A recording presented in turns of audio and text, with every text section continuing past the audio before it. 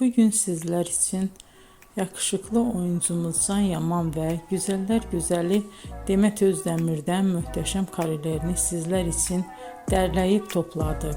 Can Yaman İnadına Aşk, Bay Yanlış, Dolunay, Erkenci Kuş dizisi gibi dizilerde rol almış